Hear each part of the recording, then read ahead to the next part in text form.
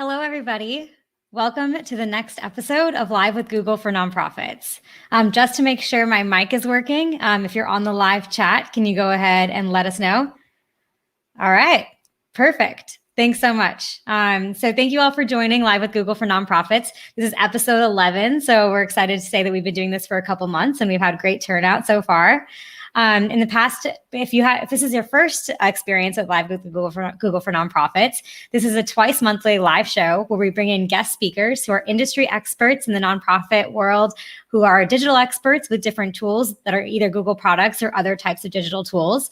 And we bring them in for a live Q&A and to give a presentation of a topic that you've requested.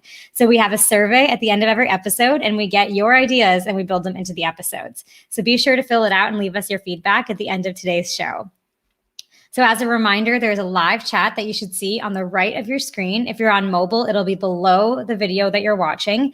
And you can go there and let us know where you're from, anything that you're interested in learning more about, and tell us your name. And you can also ask questions throughout the show. If you have trouble seeing that live chat, just be sure to refresh it. And then a couple other reminders, you will be able to watch this later. So it'll exist at the same link on our YouTube channel. And to see future episodes, make sure to subscribe to our YouTube channel, Google for Nonprofits, and you'll get add and press the bell icon and you'll get reminders of future live streams. So we hope you continue to join us. So we can go ahead and also there are closed captions that should be available. So you can click the CC button below and you will be able to have closed captions in this episode. All right, so we can go ahead and get started today. So if you don't know what today's episode is about, we are going to be talking about the importance of email marketing and how to have effective email writing. So we're really excited to have Patrick Schmidt here today. So he is the co-CEO of FreeWill. So a little bit about Patrick is he is the co-founder of FreeWill, like I mentioned, which is a social venture which has helped organizations raise more than $2.8 billion in new plan gifts, stock gifts, qualified charitable distributions. Patrick and his co-founder Jenny were recently named 2 of the top 50 philanthropists in the world by Town & Country. Awesome. So I'll go ahead and bring him on and then we can get started. Great. All right. Thanks, Isha. How's it going? Good. How are you? Great. We're so happy to have you here. So I'll go ahead and present and you can do your intros as well. So thank you so much for joining. Great. All right. Well, let's take it away. Thanks everyone for joining. Really glad to be as helpful as we possibly can. We'll go for about 20-ish minutes, maybe 25. We'll talk about how to actually write great emails. And it turns out to be a little science and a little bit art. And so we'll share some of the best tips. We'll talk about how to put those in practice. And then we'll hang around for questions and answers. So I'm delighted to be here with you. So very quick introductions, and Isha mentioned this already. My name is Patrick. Delighted to be the co-founder of an organization called FreeWill with my wonderful, wonderful co-founder, Jenny. And moreover, we're really just thrilled to work alongside almost 90 people at this point. So we've raised a little bit more than $2.6 billion for charity through making a bunch of complex gifts pretty easy. And it's so fun. So a lot of the research and the thought that you'll see isn't just coming from me, it's coming from a lot of these folks. So we want to give credit where credit is due. But before FreeWill and before I met Jenny and a bunch of other things, I actually used to work for President Obama. And we would routinely email 10 million people on behalf of the president, working out of the Democratic National Committee, and we raised $100 million over email. And the real fun part about this is that we were constantly running A/B experiments to understand what worked and what didn't. And frankly, we were wrong all the time. We had a lot of smart folks, and we would say, okay, great, we think this is going to do better, and then we'd learn differently. So a lot of what you see here actually has the origin in these experiments. And we would always sort of we always thought it was better to be curious than it is to be smart. So you'll see some of that play out in what we're going to talk about. But why does this even matter? I mean, you all have a lot to do. There's a lot of different things you need to get better at for all of us. And so why does effective writing matter? Well, first, at least in the US, email messaging drove about 16% of all online donations in 2019. That is rapidly increasing. So for every 1,000 messages or so, nonprofit gets about $45 in donations, sometimes much more if the messages are important. What we're seeing is that sort of for the same work, with a little bit of framework shifts, with a little bit of sort of different goals here, you can have a lot more money raised for your organization. And obviously the fundraising dollars overall are going straight to the important missions that you do. So let's talk about why else this matters. Well, specifically when we talk about email writing, you're seeing a massive shift, not just among young people, but more and more older donors are moving online. So older donors over the last 12 months spend twice as much time online compared to just 3 years ago. There were some analysts that said, the tech adoption of older Americans right now is where we thought it would be in 2030. But the pandemic and all of the coaching from kids, from neighbors, from other friends on how to use all this has moved a whole generation, an older generation, to sort of being deeply online. There's more what we call pre-shopping with things like mortgages and cars and houses and medical diagnoses, et cetera. And so people want to be reading before they speak. The same is true of your donors. And one thing that's really important here, because oftentimes when we think about email donations, we're thinking about the $20 donations, maybe $30 a month. But actually, the major gifts are also moving online. So the $30,000 stock gifts, right? The $10,000 gift out of an IRA, even the $200,000 gifts that someone's going to make in a will. All of this is moving online. So our writing actually matters more than ever, not just for those annual gifts, but also for the major donors and the plan giving donors. So when we talk about good writing, what do we actually mean? Well, first, it's exceedingly clear. So it's easy to understand. It can be skimmed for main takeaways. It appeals to a broad audience. This is a really interesting fact that we've really internalized, and we hope you do too. Emails written at a third grade level receive 36% more responses than those at a college reading level, and 17% more than those at a high school reading level. So the simpler your language is, the simpler your sentence structure is, the better off you'll be, even if you're writing to very sophisticated, very educated folks. And so this is really important. It doesn't mean the content of it has to be at a third grade level. You don't have to just talk about puppies and school buses. You can talk about protecting the oceans, about educating populations, et cetera, but think about the writing at this third grade level.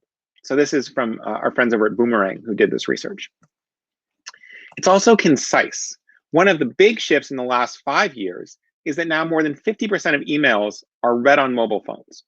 So one of the problems is that within a nonprofit, typically, you might have someone drafting a whole email, and then it will get sent to the executive director or the director of development, and they'll review it, and they're going to review it on a really big desktop computer. And so they'll sort of think about it, they'll change some sentences, et cetera. They'll talk about word choice. But really, most of your users are going to be reading it, scrolling on their phone relatively quickly.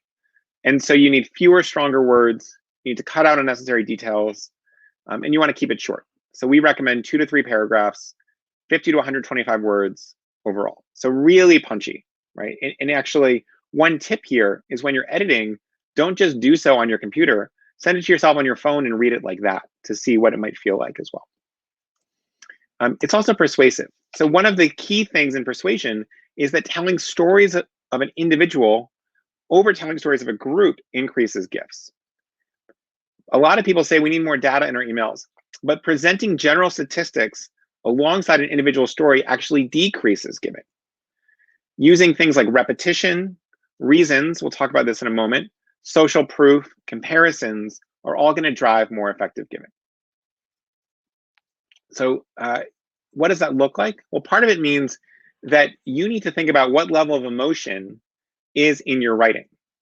Over neutral emails, things that are moderately negative receive 13% more responses. Happy emails receive 15% more responses than neutral. So it almost doesn't matter what direction you're going in, but it needs to be infused with emotion to a greater degree than just matter-of-factly presenting the facts. So this is a really important takeaway. When you're sort of looking at your writing, think, is this sufficiently emotional in any direction in order to activate the reader?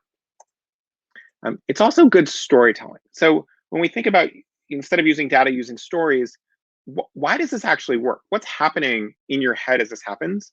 It turns out that compelling stories activate the brain and strengthen emotional connections. And so if you're talking about smells and tastes, they'll actually activate the parts of your brain that would sense those experiences. If you're talking about movement, if you're talking about riding a bike or sprinting down the hill or hiking or whatever it might be, it will activate the part of your brain that is the same part that uses the motor cortex, right? So it'll start to feel like it's something that's happening to you. Our brain lights up the way as if the story was happening to us personally. When you start to do some imaging tests, you can actually see this. So be really descriptive if you really want your reader to feel like they're there, as opposed to just giving a bunch of statistics. What else? So the other big thing about stories is that much more than data, they'll produce love and stress hormones, which are going to affect the way we feel and affect the way we act, right? Many of you are going to sort of inherently know that when you feel love hormones or when you feel stress hormones, you start to behave a little bit differently. And that's actually part of what we want to be activating here. So an experiment had some participants watch an emotional story, and they produce oxytocin from that emotional story. It's a hormone in the brain, and they became much more willing to donate to charity afterwards. So you can start to see how these things interplay in humans themselves. So what does that actually mean for us, right? How do we actually think about writing effective fundraising appeals? Well, the first thing is, this is probably the most important part that is the least paid attention to. So subject lines are too often sort of dashed off, and instead you want to put some real focus on this. A good tip here is take 5 minutes and actually write subject lines. Literally put a timer on and make sure that you're doing it, because this is going to be one of the biggest drivers of success of your message, and yet too few people pay attention. So what actually makes a great subject line? Well, you can think about this framework as the curiosity gap. What is the gap between what we know and what we want to know? So with the subject line, you want to pique interest and then withhold key information to encourage people to open it. This is like pausing the story at a climactic moment. You want to introduce an idea that has an unlikely outcome, but you don't want to overpromise and underdeliver. Those of you that spend time on the internet, which is going to be all of you, you'll see these sort of ads that are, the magic trick to getting six-pack abs or get rich in just a day. These things are fake, right? They effectively will promise something that they don't actually deliver on in the back end. So you need to make sure that you're able to fulfill the promise that your subject line makes. So let's look at a couple of examples to put this in practice. So something like a new trend that we are seeing as a subject line. Thought of you today. A big change at the land trust. Our cutest puppy of the week. What this student accomplished. The 2 most impactful steps. A tool that is getting a lot of use. A better way to help, right? So all of these things promise what the message will deliver. So maybe just take a moment now and think, well, what might some subject lines be that I could use? And so you can see how each of this says, oh, I want to learn more, right? It seems important, and yet it doesn't reveal the whole thing. I should probably open this and start to read at least a little bit of the message. So that's how we think about subject lines. Now that we've had someone open the email, we really need to grab the attention in the first line of your email. So an average woman reads an email for about 7 seconds before deciding whether to continue to read. And for a man, it might be 2 seconds. So we have a really, really short time to grab attention here. After hooking supporters to their subject line, let's say you have 8 seconds to catch people's attention before they move on. And so what do we do with that time? We start with the most important information to the reader. The updates on your organization, big news about your work or the mission, how you're providing value to the supporter. So let's walk through a couple of examples here as well. So still no resolution for 2021. Here's one that we'd like to actually help you keep, right? You can then imagine saying, well, let me at least read to figure out what that is. There's a huge change underway at the museum, and I thought you might like to know. The class of 2021 is facing 3 big challenges right now. I wanted to share what, and then a donor's name, did this week, and I hope it makes you really happy. You can see how each of these sentences is crafted to say, okay, great, I'm going to just keep reading, right? We're going to just get a little bit farther. As opposed to saying, are we going to read the whole thing or not? Everything has to sort of continue to build up. And so now as we get to the core of it, let's talk about what we call the impact gap. Now, this is a really important structure, and it's one that we should be using not only in email writing, but also in direct mail. Also, by the way, in one-on-one conversations you're having with donors. So this sort of overall structure to making an ask is really, really key. So the big question here is, what is newly possible with the supporters' help, right? And how do we structure that? Well, first we have to define the present moment. So right now, our school is working hard to transition online. Then we define the problem. But some students don't have adequate devices to engage. So big, sort of a little bit of context. We're moving online. the problem is some students don't have the adequate devices to engage. The solution involves the donor. If we can get laptops and tablets in their hands ASAP, they can still have a productive semester. So you can imagine hearing this or reading this and saying, oh, that seems like a problem. While that is a solution, okay, it's very clear to me what role I have to play here. So when we do this, we always want tangible impact. Donating 1 share of stock could provide 80 meals at the shelter. This scholarship will help 1 lower income student shift the course of her life. A gift from your IRA will help us reach the 90% threshold for the class of 1948. And I include this last one because you're not always going to have a very specific thing that someone helps to fund, but you can talk about measurable, tangible progress towards a goal that the organization has, right? We as an organization have a goal of 300 donors, and we're only 10 away. Will you help us close that gap, right? And that feels very acute. Yes, I can do that. I can be 1 of 10. All right, so now that we know how to structure it, let's talk about how to actually ask. One of the biggest things is asking at least 3 times. Remember that people are going to be reading this relatively quickly and scanning it. So the first is around indirect asks. When storytelling or an updates from your organization, you can link ways they can help. So for example, if we can get laptops and tablets in their hands ASAP, this can be an entire hyperlink as you do it. And then we have direct asks, right? So very specifically saying, well, let's include a call to action or 3 ways that someone can get involved. Say a tax savvy stock donation, leaving a gift in a will, volunteering, etc. So you have very specific things that they can do next. All right, let's talk about tone for a second. So one of the other big mistakes that nonprofits make is they sort of feel like they have to put on their extra professional voice. But the tone of voice that you should be using is the way you would write a letter to a friend. Or when we were working for President Obama and it was a bunch of relatively young folks, we would always think of it as, let's write a letter to a friend of our mother, right? So it's warm and collegial and not overly professional, but still respectful. So you can write as though you're speaking to a close friend. Some people actually take a picture of someone they want to write to and just hang it by their desk. And therefore, instead of writing to this sort of big sort of faceless group, they're just writing to one person. And they're structuring their writing as if it's only going to one person, which is going to be a much higher impact way of doing so. So picture the person you're writing to, and then again, use simple human language, especially when talking about more complicated gift types. So a lot of the work that we do is around how do you make it easy to give stock, which ends up being like 10 or 20 times larger than a typical cash gift. And how do we actually explain that in a way that feels warm and accessible to folks? So one bonus tip here, when we think about good writing, writing is just a method to convey a message, and images tend to be quite useful here. So people remember pictures. If you actually hear information, you'll remember about 10% of it 3 days later. But if you add an image, people will remember 65% of it 3 days later. So in this writing, feel free to just create a really poignant image that illustrates your story and catches attention. The other big thing here, yes, it's true for this case that if you have more complicated gifts, a basic diagram can be really useful. These photos don't have to be great. You can take a photo on your phone, the same way that you might, send a picture of your puppy or a kid to a grandparent or someone else. That can be same true for your donors. So it doesn't have to be high art that you're including here. All right, a couple more points before we continue. But just to summarize, when we think about this, here's a little checklist that you can start using. So before you send out an email or before you even pass it off to someone who's going to edit it, first question, does the subject line inspire curiosity?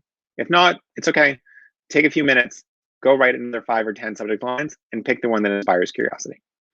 2, if I read for 4 seconds, will I want to read more? 3, does a 3rd grader know almost all the words in this message? Now, if you have 1 or 2 words that are specific to your nonprofit that all your donors are going to know, that's okay. But generally, just do that little quick scan and say, are these words that most folks are going to know? Do I give reasons for why I'm asking? Right? Is it very clear why this is important? Is it written by a human to a human? Or does it sort of feel like an office memo, right? Which we can fall into that trap. Did I include an image?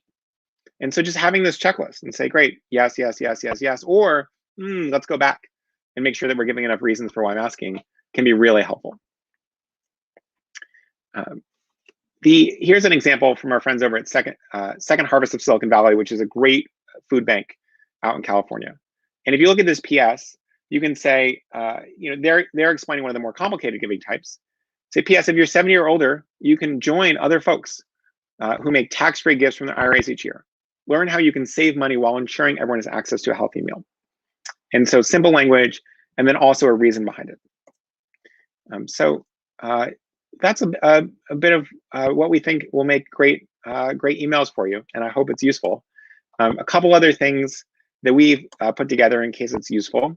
We have some resources, including a whole ebook on how to craft effective emails. So feel free to check that out. We have a lot of these templates, so you can actually copy them and then start inserting the mission-specific stuff there as well.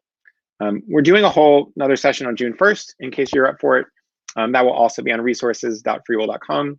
And then if you have any questions or you just want to connect, feel free to email me at patrick@freewill.com, and I will certainly read all of them and try to get back to as many as possible. So Isha, let us know if we have any questions and we can go from there. Hi, awesome. Thank you so much. This was super helpful. I feel like I learned a lot as well that we could even apply to Google for Nonprofits. So that's great.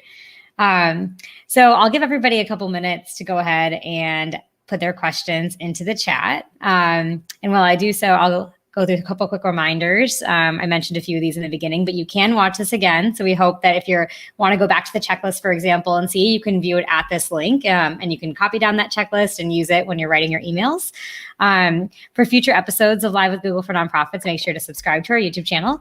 And you can also follow us on all of our social accounts. So a couple links for that, easy links here. So this is Google for Nonprofits YouTube channel. We have a Twitter channel, Facebook, and then we also have a community forum. So if you have any questions related to digital tools, to Google for Nonprofits specifically, or any other topics that you want to hear about, you can post them on the community forum, as well as filling out our survey. So feel free to fill out the survey. Let us know your feedback on today's session, and please submit other ideas for sessions as well. All right, so let's see what questions we have coming in.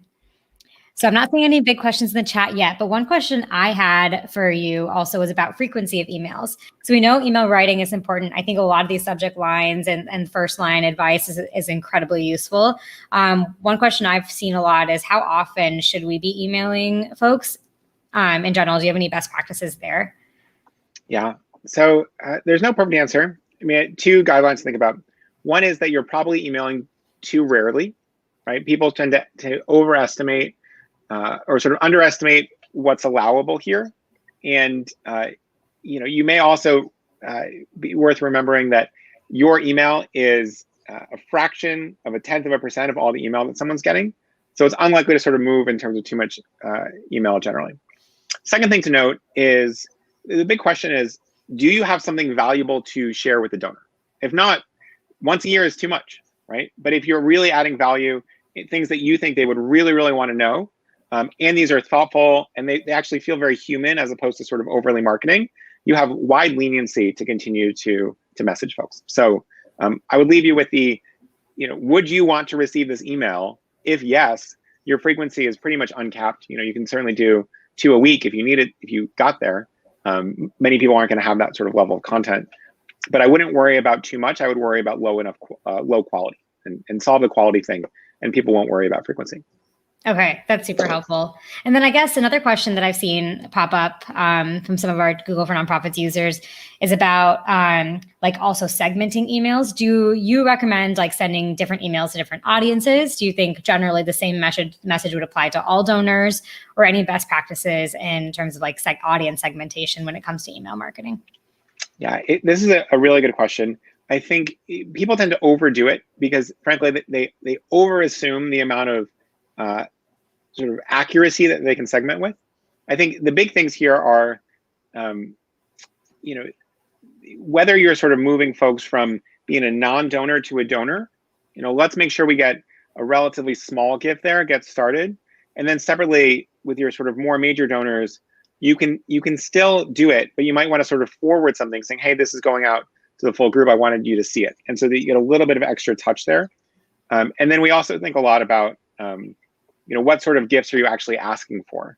And one of the biggest mistakes that nonprofits make is they only ask for cash gifts, which end up being just much smaller than other things. So thinking about asking for gifts of stock, gifts of real estate, gifts out of your IRA, et cetera, are just going to be orders of magnitude larger. And these are the transformational gifts that are really going to change the focus of your organization and the trajectory of it.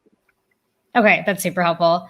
Also, if say I'm a nonprofit and I haven't even started email marketing before, like, do you have any tips for even just getting started and how to even build this strategy from kind of the ground up? Yeah, so the first one is make sure that you actually have people to email. So Okay. think about it at your events or sort of on your social pages or other things like that. Start thinking about different ways to collect those. And so one of the things we really see is that putting people really like surveys. People love sharing their opinion. So a survey posted on your social media, if there's a large social media following, that can be a really big avenue. What you don't want to do is just sort of import a list from either another organization or something else. Like, it's effectively spam. Nonprofits have a little bit more leniency legally in some cases, but like, you just don't want to do it. You'll get a bad, you'll still get marked as spam by folks like Gmail and Outlook and other things like that.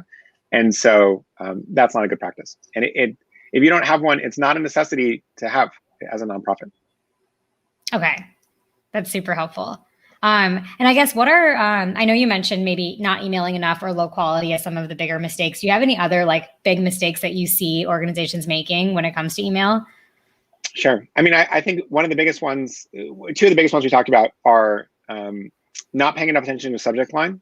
Sometimes you get these amazing messages, but the subject line is so bland that you might have skipped them, and you can actually start measuring your open rates there as well. So it's something that's so easy to sort of write the whole thing, spend an hour crafting every paragraph and sort of struggling over the adjectives, then you sort of add a subject line on, and it's almost the opposite, right? The subject line is almost as important as the rest of the message, so make sure you're spending adequate time there.